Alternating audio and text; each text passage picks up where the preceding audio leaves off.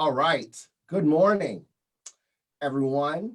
Thank you for joining us for another pre-launch party of Unmute the Voices. I'm Dr. Quinton Morris, and I am so glad to have you all here. We have one viewer, so we're going to just wait a quick second for other people to come in. Two viewers. Thank you so much to the two people who showed up. Awesome. All right, so we're going to go ahead and get started. And since this is a show about music, we have to start with some music.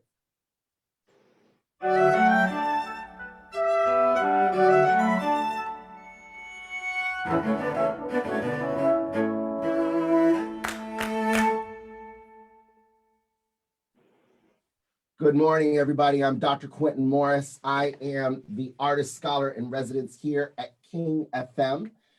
We are here today to celebrate the pre-launch of my new show, Unmute the Voices, which celebrates and highlights the excellence of all people of color in classical music. To help with today's celebration, I have three beautiful, amazing, talented, brilliant, fabulous Black soprano divas. And yes, they are divas. Look at their hair, look at their makeup. They're flawless and amazing. Angela Brown, Indra Thomas, Latonia Moore, welcome. Thank you so much. Thank you. Thank you. Hello. Thanks for having us. I'm so glad that you guys are here. And, you know, when I was reflecting on my relationship with each of you, they're very different. So I think first, Angela Brown, I don't even know if you remember this, but I met you at the Brevard Music Center in 1998. I believe you were singing Tosca. Yes. And my first one. That was your first one. Well, what you don't know is I went to the Brevard Music Center in 1998 because I was trying to debate on if I wanted to become a professional musician. And that summer at the Brevard Music Center, I saw you and I never forgot it. As a matter of fact, I'm sure I still have your autographed program somewhere in a box at home. And I will never forget that. Robert Shaw, he was a choral conductor. He was there that summer. I mean, it was an amazing summer. And I just remember your performance, and you were really my introduction to opera. Indra Thomas and Latonia Moore, of course, I know you both from Academy of Vocal Arts. Latonia, and hopefully Angela and Indra will back me up on this, but you singing Mimi and La Boheme, no one. You sing that character down. Thank you. Down. And your Mozart, I think you sung Mozart and won the some AVA performance. I can't remember. I did two Mozart roles when I was in school. My first year of school, I did Donna Elvira in Don Giovanni. And then the second one was the Countess in Figaro. Yes. And I was like, wow. And ooh, I wish I could still sing the Countess. But it just pure brilliance, and I just remember the clarity in your voice, and that always stuck with me, and so watching your career blossom the way it has just been truly inspiring, and then finally, of course, Indra, who I've known since you were a student, and watching your career. And we have, of course, worked together many times on different projects, including a recital at Carnegie Hall. one thing that I really respect and admire about you is your work ethic. And if there's anything that I've learned from you, it's how to really be prepared and how to really approach your work from a true place of excellence, which is an extension of yourself. What you ladies don't know is that Indra lived with me for about 6 weeks when I was a student in Austin. She was doing Leonora and Tori, and I gave her my bed and I slept on the couch, and I was a doctoral student then and learned a lot about work and just real brilliance and excellence from you, Indra. And that was a beautiful time. There are a few gigs that I remember very well, and that was one of the gigs. And I had the best. It was something, you girls, we travel all the time. It's very lonely, but when we can be around people we love and like, it makes the gig happier. There's a lot of song. The throat gets very tight. So when you're with somebody who can keep you relaxed and that was that gig for me. And I really appreciate you allowing me to stay with you and to scream out, to be real, driving out the way as we go to Walmart looking for a television for you. I mean, it was really a good time. Thank you for that. Thank you for that. Absolutely. So we're talking about and Indra, this is actually a really great segue of talking about community and the community within classical music. There are not a lot of people of color, more specifically Black people, in classical music that people know of.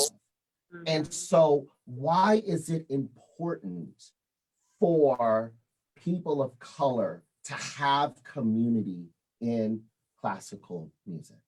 So what I think for me, it's important because it's important that Leontine Price was around, right? And she was around decades before I even, started to sing, obviously.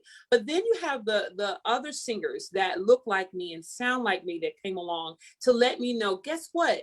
You can do this too, because when you're little, you have this throat and you grow up and you think, I don't really sound like, Aretha Franklin or Patti LaBelle. I do sound like Leontine. I do sound like Shirley Barrett. I can make those sounds, but is there a place for me, And they say yes. Just them just for them just being there tells me yes. You can be there. So this community is very important. And then connecting with these singers. There are a lot of younger singers that have connected with me, and I make it a special point to talk to them and mentor them on purpose because they know they have a voice. They know that this is where they want to be. And I say, yes, you can. And then they go on and do what they need to do. And so a lot of my students are doing excellent work these days. And I'm so proud of them, all because I said, you can do this, and it'll be a shame that you don't do it. And so people like that, having that mentorship. So that's the most important part about community. And then having friends, like my friends, Angela and Latonia, I can call them and say, listen, girl, can we talk about it? Angela and I have had several conversations about a lot of stuff, about our weight, about roles, about singing. And oh my God. And I remember she and I were doing Don Carlos's. She did a Don Carlos. You did yours in Italian, I think, Angela, and I did mine in French. But to have to sit down, I mean, we were in Paris. I remember this, and we were discussing your point of view of what Elizabetha is, my point of view. Those things, having that, to talk with a sister about that, for me, it was everything. Yeah. Because guess what? We have a kindred spirit, and having that kindred spirit and having somebody with that kindred spirit, and it makes you feel like you're so alone. Because granted, we got FaceTime now, where I know when Angela and I was coming along, we barely had internet. We had to get those calling cards. I had to get the calling cards too. That was spent on talking to somebody to feel connected is ridiculous. Okay, so. Now, even though we have all these things out disposal, FaceTime, Facebook, all this, Insta, and Pinterest, all these things. There's still a loneliness that happens. Mm-hmm. So when we can have that, and pick up the phone, or we can have that kindred spirit with on the gig with you or near you, it just keeps you sane, because this is an insane business, and that's point of view. Yeah, well, I'm curious, and I'd love to hear from Angela or Latonia on this. When talking about community, do you feel, first, have you felt lonely being on the road? And if so, how and why?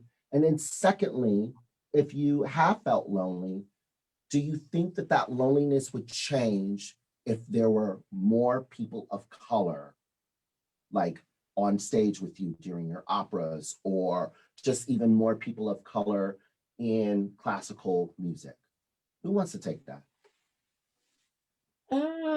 Well, just really quickly, I don't think it would really change my level of loneliness, to be quite honest. I mean, think about what Indra just said about Angela. It was awesome that she could totally geek out with another Black woman, another Black artist, someone that was like her, right? Yeah. That's still another geek, right? Just like any other geek, no matter what color they are, when you go into the room, these are opera nerds, and, it's still the same crowd of people. So, my feeling lonely personally with opera is usually just not being there with my family, or not having my significant other with me, or something like that. You know what I mean? So I have never actually felt a loneliness because I was the only Black person in a production. Okay. I've never felt isolated or lonely, because to me, the two ladies I see here are no different than the two white ladies when I walk into a production. We all do the exact same thing. Right. And I don't carry the burdens in the room. You see what I'm saying? So I'm not going to say that I'm not affected by the fact that I don't see as many Black people in opera. I think that I'm sure that my opinion about that changed due to me being in Porgy and Bess. This was a situation where I would go in as Aida, and I relished being the only Black person in the room. I go in for Tosca, I relished being the only woman and the only Black person in the room. But when I went into Porgy, it was a different feeling, because I thought, I'm somebody that loves to be unique, and I don't want to be in a room with a bunch of people like me, okay? Because I'm an artist, and we're attention whores by nature, okay? Let's call it a spade, yeah? Okay. You want to feel unique. You want to feel different from other people. This is what I live in, or I did. Okay. I walked in for Porgy and Bess the first day, because the production we did at the Met opened at English National Opera.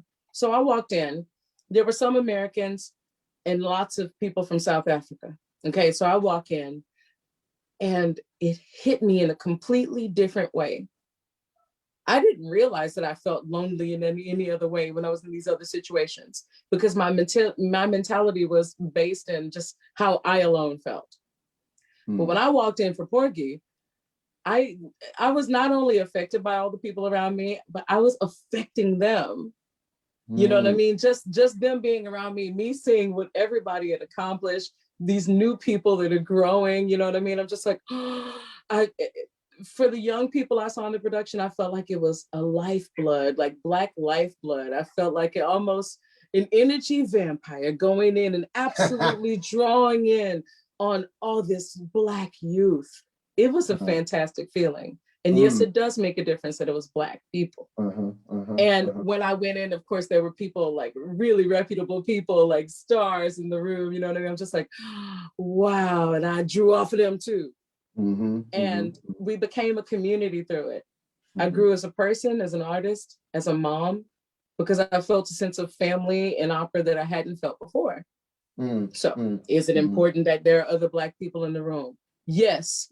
If not only for self-growth, and if not only for you realizing that there is a community there, that you're not really the only one like you. Of course, there's only one you. You know what I mean?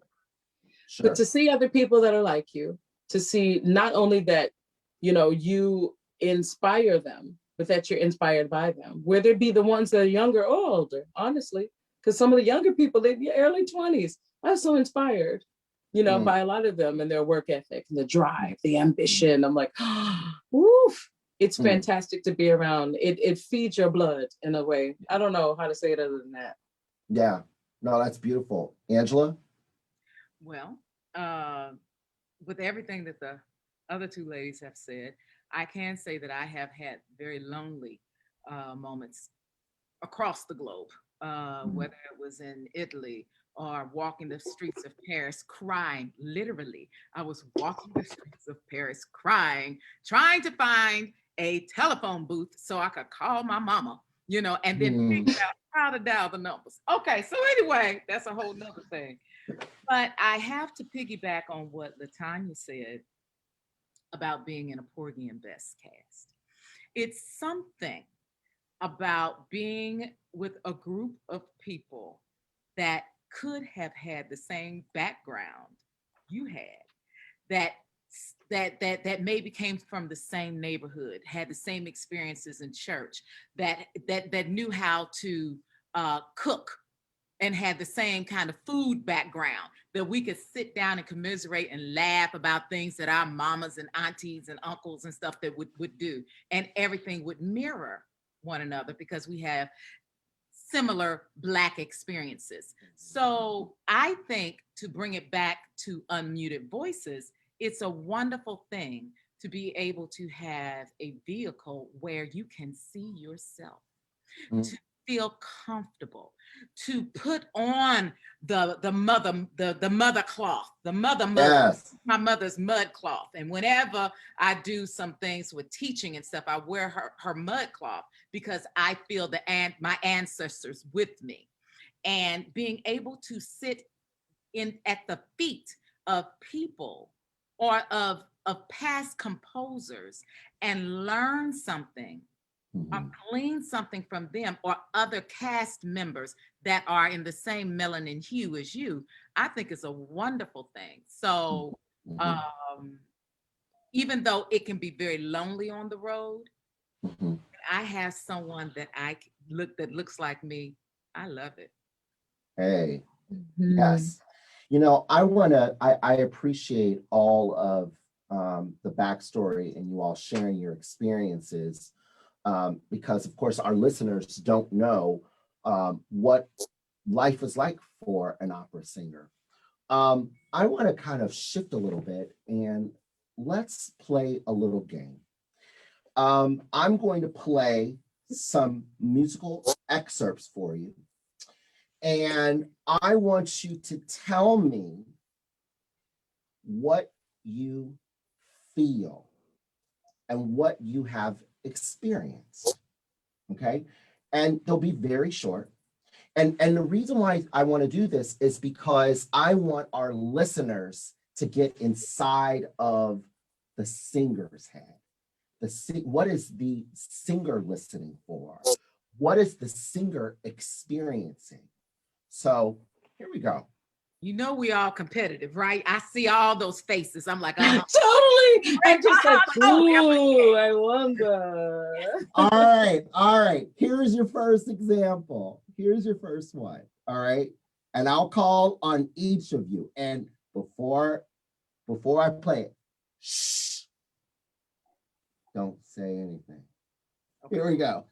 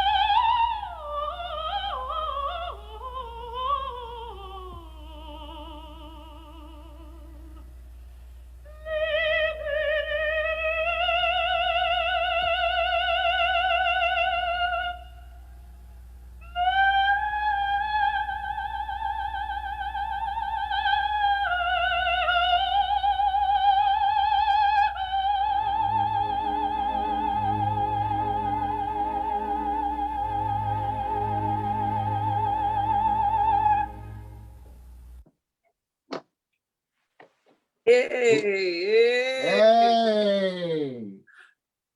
What's your experience? Just what do you hear and what do you feel? Okay, I'll start because if I go only by what I feel right this moment, since I've heard that at least 94 times, I'm going to say, okay, I really wish I could do it like that. Oh my God. Holy shit. Sorry. I wish I could do it like that. And the other thing I was thinking is that she didn't nail the low A in her cadenza because I'm working on it right now. And I think like a technician. So I was like, that A wasn't right. Literally the one flaw that sticks out. This is the curse of being a musician, people, listening to other musicians. As much as you don't want to think about that, even if it's the legend herself, Leontine Price, I'm like, it was literally the only note that wasn't exactly what's printed on the page. Otherwise, I'm like, wow. But I'm going to go back to the first time I heard it because I remember it so well. You know what I mean? And I don't know if that's from the 1961 recording debut of the Metropolitan Opera. Is it? No. Okay, regardless, this is how she did, and this is what she did in the cadenza, and it was just as stunning. And I remember the first time hearing it thinking, I think that this person has something in her that other people don't. I didn't think about the notes. I didn't think about the aria and what she was saying or anything like that. I was like, this is a special being, almost like deity-like. I mean, I remember I was 19. And I remember the first time I heard her do that aria. And I was just, I was like, this is not like me. This is another person. I did not feel like we were the same. I felt like she was a deity among men. There's something in her voice that's like an angel, like the angel Gabriel. I always associate with her. I have no idea why specifically that one. But if the angel Gabriel himself had a voice, it's the voice of Leontine Price. Yeah. So anyway, but these are legitimately that's how I felt. And I know it wasn't like maybe what no, that's okay. That's good because it's good for listeners to know exactly how a singer thinks and how they feel. I think it's really curious. It's very interesting. So Angela, how did you feel when you heard that? Well, I'll tell you how I felt. Yes, tell me how you felt. Her voice has such a creaminess to it, and ooey gooey chocolatey goodness to it. As my teacher Virginia Zayani would say, it's like a piece of Godiva chocolate melting on the center of your tongue, darling. I mean, I felt like I could open her voice up, climb inside, and wrap it around me. That's what I was feeling when I was listening to her, because it just felt so good. Just And then thinking about what Miss Latonia said about she didn't land that low A. I heard those things, but in my head, what I flipped it around is that yes, when we are studying music, we're supposed to learn what's on this page. But sometimes dramatic license and the spirits and the ancestors come and help you to sing something. And it might not necessarily be that way that Verdi or whomever wrote. You got to kind of make it work for what's happening in your throat or your throat at the time. So I didn't hear it as a negative necessarily, but I liked what I heard. It still worked. And it should also let other people know that sometimes it's not going to be quote unquote perfect. Perfect. Story of my life. Work. You have to make it work for you at that moment, and she worked it like no other. Seriously, Indra. Okay, so the issue is, this is the problem. The problem is that if you've sung the role before, I immediately go into my past time of singing this role. And so now I'm sitting here listening to this and I'm thinking, wow.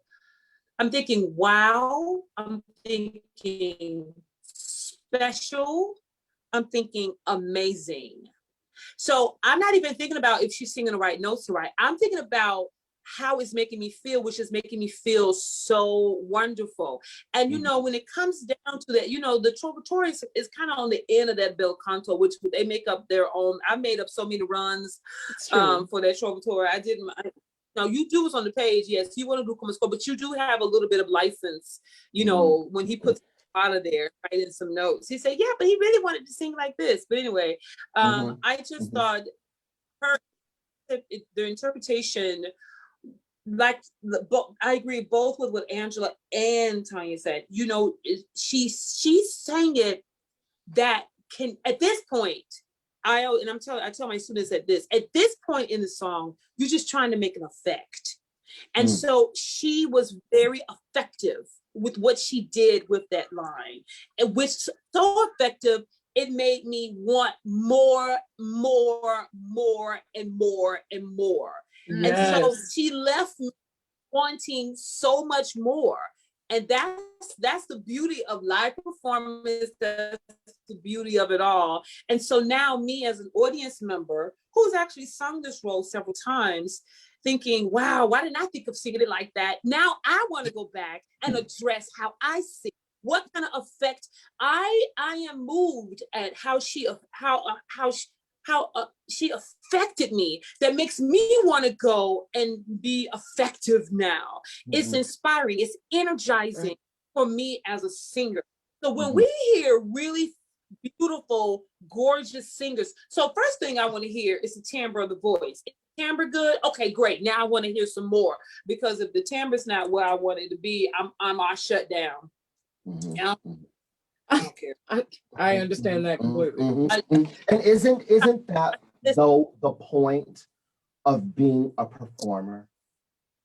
Is to have that impact, that effect on your listener, to get them to feel something.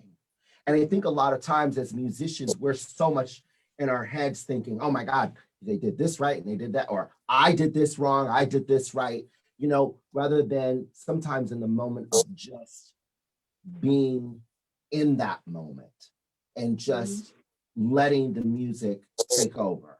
So we're going to listen to 3 short excerpts, and you're going to tell me what you felt as an audience member, not as a musician. Okay.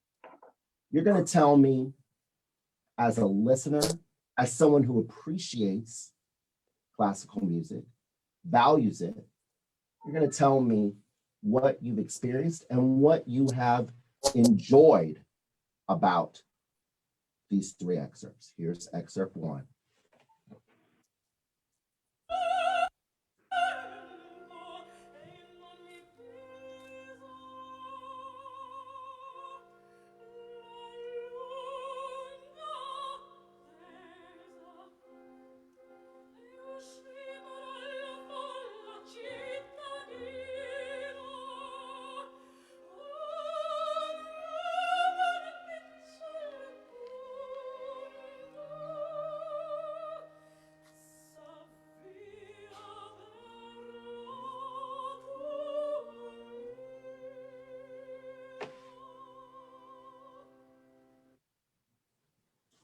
That's excerpt 1.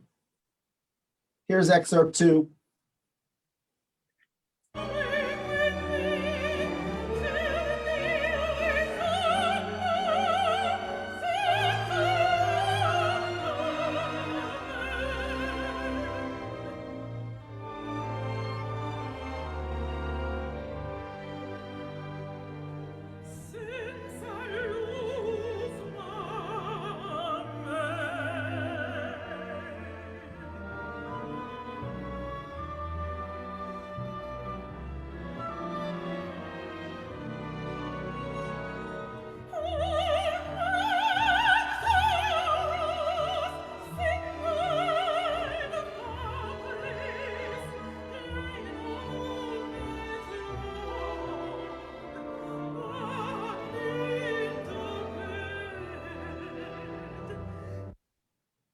Excerpt 2, and finally, Excerpt 3.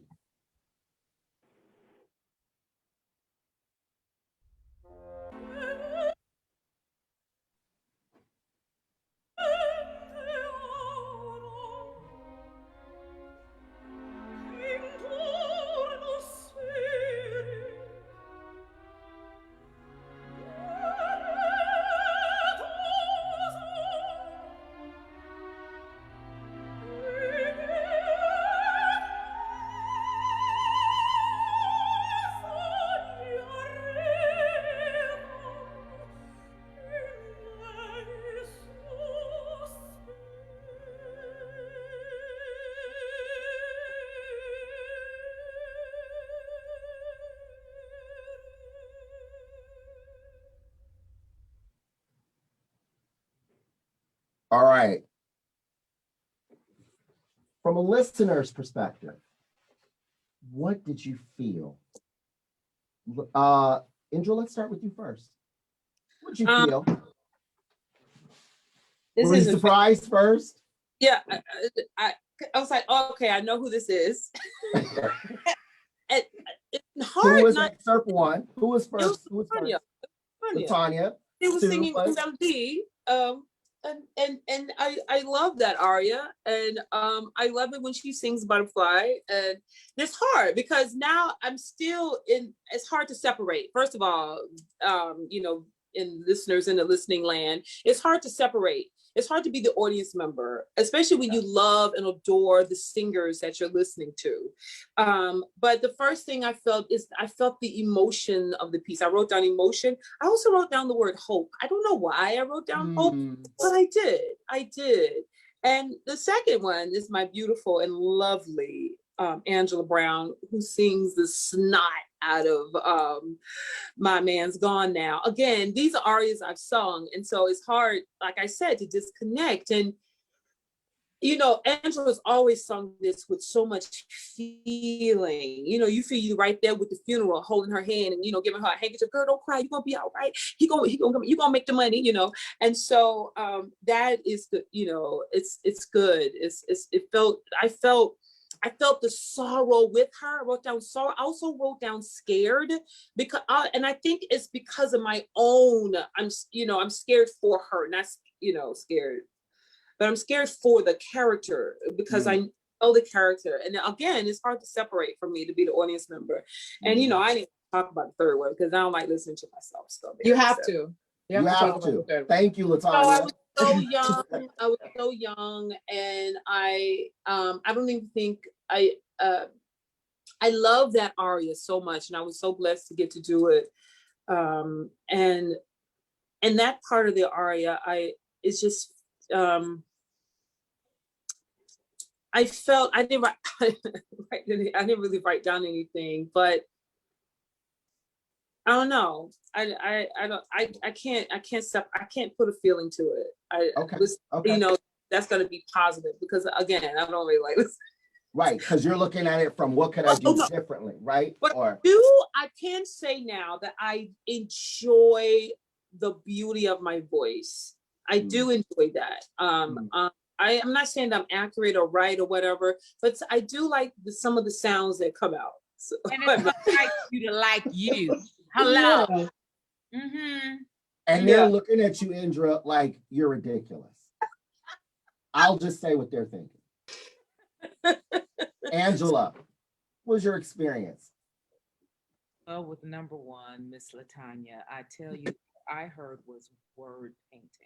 The way she emoted through every consonant and syllable and still was able to connect it with the silky smooth lyrical paintbrush. It was beautiful. I enjoyed it. With me, I say the emotion. I am an emotional singer. And I try to still remember when I'm singing because I have like Indra said, when you hear yourself, you're like, okay, I could. But when I remember making that recording and just making sure that the character spoke, and it was the emotion for me. And then the passion that I heard in Indra's voice and the lilt and the spin, it was just ethereal beauty, just shimmery notes is what I felt like when she, especially when she went up at the end. And I just enjoyed it all. I enjoyed it all. Mm-hmm. Thank you, Latonia. Well, you know, once you gave us that hint of the three, I knew it was us. Okay. So I'd already had to compartmentalize. And then you said, don't think of it as of yourself as a musician, only an audience member. So I was like, okay, let's say I was a nail tech and I worked at a nail salon and I just really, you know, got these tickets to the opera, and I've only been to one opera before and I kind of liked it. And I was listening to these three different shows and these three different girls. So I really am impressed with how I was able to separate, to be honest. So the first person I heard, I thought, this person is very young. I don't know what's going on with her. I'm not sure, but she's young and I don't think she believes what she's saying, but this is extremely sad. The second person I listened to, I was like, if this one doesn't calm down, she's gonna have a heart attack. She's got to rein it in. I was like, but remember, not as a musician. I'm only sitting here as the layman. I'm like, I don't know what's wrong with her, but she's devastated. Okay. And then for number three, I don't know, like this sounds like a person trapped in like a cage or something, like in jail. Hold on, baby. I'm on a live Zoom. 1 second. Okay, baby. No, come knocking. All right. Sorry. So the third one, it seemed like they were in jail or something, like somebody's holding them captive or something, you know what I mean? And it's just the saddest, sweetest thing you'll hear, like she's praying or something. I mean, I feel really bad for the third one. You know what I mean? I don't know, because obviously something's going on in all of these chicks' lives. But, you know, I was just like, wow, you know, this girl, I mean, this is just making me really sad. She's trapped. So this is the feeling I got from the three sounds. And I really appreciate that, Latonia, because our listeners, they feel all of those emotions, all of them. And my goal of this show is to give everything that you all said on the call, those experiences to all of our listeners, because I think it's important. Because at the end of the day, it's just music, and it's good music, and it's music that is transformative, that emotes emotion within. It also can drive you towards action, towards wanting to learn more about the singer, learn more about the orchestra, learn more about the composer. I think all of those elements are perfect ingredients towards bringing the listener to want to learn more. And that's the purpose of this show, is to move people to feel and to do something. And listening to all three of you talk, and to listen to your experiences, I was moved. And I was watching the three of you, and you were all moved in your own individual ways, listening to each other. And I think with Unmute the Voices, we need to do more of that with people of color, because that there are just so many people who don't know who Latonia Morris, who knows who Angela Brown or Indra Thomas is. And there's so many more singers out there who are just as incredible, who are doing really fantastic works that we need to know about.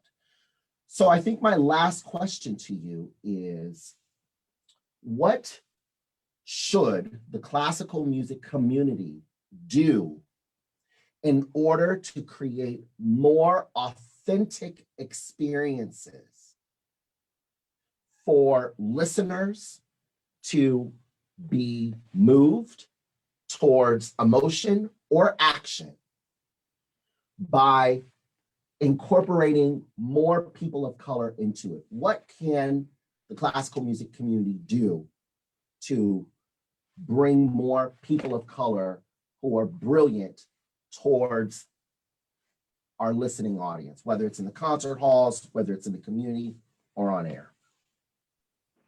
What should the community do?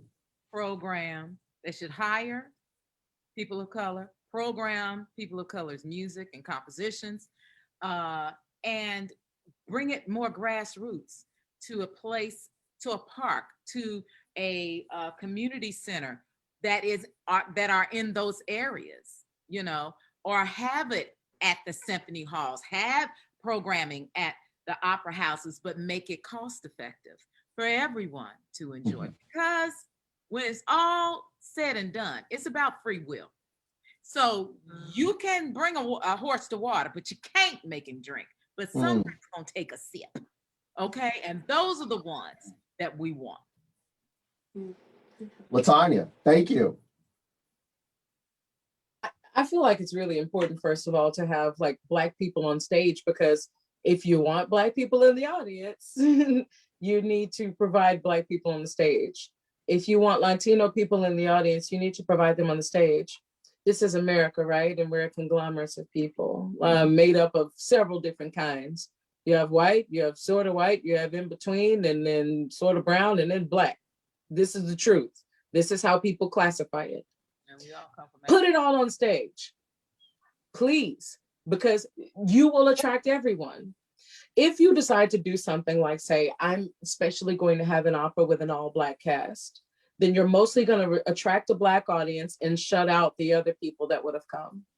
I like a rainbow on stage in this country because that's what we're supposed to be about. Give a variety of people and then you will get it. So I think, specifically speaking to the Black community, I think they'd be more attractive to seeing a variety of people on stage more than just a Black production, because some people think, well, this is just because it's Black and blah, blah, blah, Black. But it's more attractive. They see a lot of people, I'm like, oh, I'm more interested. It pulls you in when you see something unique. You know, you show them a rainbow, you're going to get a rainbow back. I'll always believe that. And that's what it should be, especially here in the US, if not all the world. Beautiful. Indra. Yeah, what they said. I mean, seriously, I mean, because everything that Angela and Latonia said is what was twirling around in my mind. Education, and all the above. And I'm with Latonia. I think a rainbow is better. I think we learn more if we come together collectively, as opposed to being, you know, just this or just that or just the other, because we all have something to give. We all have something to offer, and it makes it more. The quantity and the quality is more and it's more expensive if we can all kind of work together. I've always been that kind of person. Let's work together type of person, as opposed to just, oh, I'm just going to work with my Blacks, or I'm just going to work with the whites, or I'm just going to work with the Latinos or whatever. But no, I think if we can all get it together, it is a beautiful, beautiful, beautiful time. And I've been in that cast. When I worked in Braganza, we had people from all over the world, and it was we were all kind of the same kind of people. And so I found my kindred spirit in the people from England, the people from Russia, the people from Korea, and all the above. And so it was, and I felt that the show we did there was more. The quality was more better because of it. So so I think that what you're doing, Q, is actually an excellent idea, because we don't know a lot about Black opera singers and about the Black classical community. So you giving this platform is an amazing thing, and I want to thank you, and I'm sure my girls want to thank you as well. Absolutely. Yes. I think it's fantastic. Sending some of my your way, because sometimes we don't have the money to fly to that competition or fly for that audition. But if they can hear us on this wonderful platform that you're offering, amen. Thank you. Thank you. Yes. Well, you know, the pleasure is mine. Thank you. Thank you, all three of you, so much for joining me for this live pre-launch party of Unmute the Voices. Unmute the Voices premieres this Saturday, Juneteenth at 3 o'clock Pacific, 6 o'clock Eastern time. I hope that you all will join us. You can go to king.org/unmute the voices to learn more. This is a show, again, that will exclusively highlight the music of all people of color who are composers and performers.